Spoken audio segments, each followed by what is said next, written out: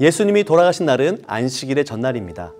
그런데 준비일의 다음 날, 곧 안식일에 대제사장들과 바리새인들은 함께 빌라도에 가서 예수님의 시체를 지켜주기를 요청합니다. 그들이 이 안식일에 빌라도에 가서 무덤의 임봉을 요구하는 것은 참으로 놀라운 일입니다. 그들이 이 안식일의 규례까지 어겨가면서 예수님의 시체를 지키려고 하기 때문이죠. 유대 지도자들은 예수님이 죽은 지 사흘 후에 살아나리라고 말씀하셨는데 그의 제자들이 와서 시체를 도둑질하여 가고 백성에게 그가 죽은 자 가운데서 살아났다고 거짓말할 것을 우려했기 때문에 이 속임을 막아야 한다라고 지금 주장하고 있는 것이죠.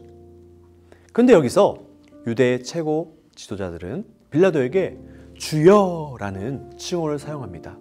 이 용어는 그리스도인들이 부활하신 예수님을 부를 때 사용했던 단어예요. 퀴리오스, 주여. 근데 지금 이 유대 지도자들이 빌라도에게 주여, 주님이라고 말한다는 것은 너무나 어이없는 상황인 것이죠. 이 유대 지도자들은 셋째 날까지 무덤을 안전하게 지킬 수 있도록 명령해 달라고 부탁합니다. 그래야 제자들이 예수님의 시체를 훔쳐서 살아난 것으로 사람들에게 거짓말을 하지 않을 수 있다는 논리였죠. 이에 빌라도는 경비병들을 데리고 가서 굳게 지키게 합니다. 경비병들은 돌과 무덤 사이를 봉인함으로써 무덤을 안전하게 지켰죠. 그리고 당연히 예수님을 따르는 여인들은 이 무덤으로 들어갈 수도 없었습니다. 그러나 이 경비병들이 무덤을 굳게 지키고 있다는 것은 아이러니하게도 예수님의 부활이 사실임을 입증하는 역할을 합니다. 즉 이러한 사실 덕분에 예수님의 시신은 결코 도둑맞은 것이 아니라는 사실이 증명되는 것이죠. 마태는 예수님의 부활을 일부러 입증하려고 하지 않습니다. 다만 상황을 있는 그대로 자연스럽게 서술할 뿐이죠. 그런데 그의 이런 서술은 오히려 예수님의 부활의 역사적 신빙성을 입증해 준 것입니다. 무덤을 지키던 경비병들이 무덤을 열 이유가 없으므로 봉인한 것은 부활이 하나님의 능력으로 일어난 사건임을 입증하는 증거가 되는 것이죠. 그런데 안타깝게도 오늘 많은 사람들이 그리스도의 부활을 믿지 않습니다. 더 정확하게 말하면 예수의 부활이 역사적인 사실이 아니라고 말합니다. 이들은 성경에 기록된 부활을 단지 비유나 상징으로 이해합니다.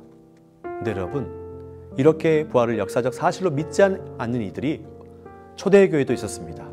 고린도전서 15장 12절인데요. 그리스도께서 죽은 자 가운데서 다시 살아나셨다 전파되었거늘 너희 중에는 어떤 사람들은 어찌하여 죽은 자 가운데서 부활이 없다 하느냐.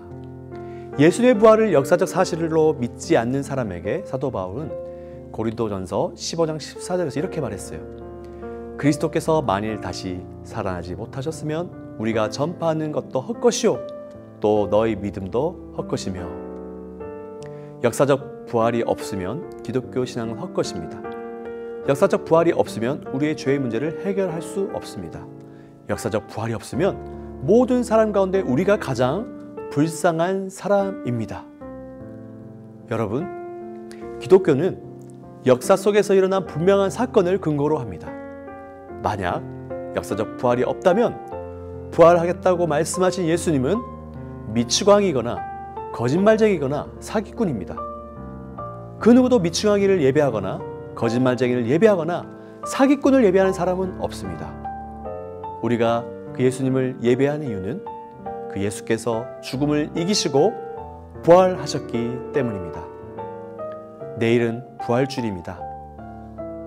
사망 권세 이기시고 부활하신 주님께 영광과 찬송과 경배와 존귀를 올려드리는 부활주일 되기를 주님의 이름으로 축복합니다.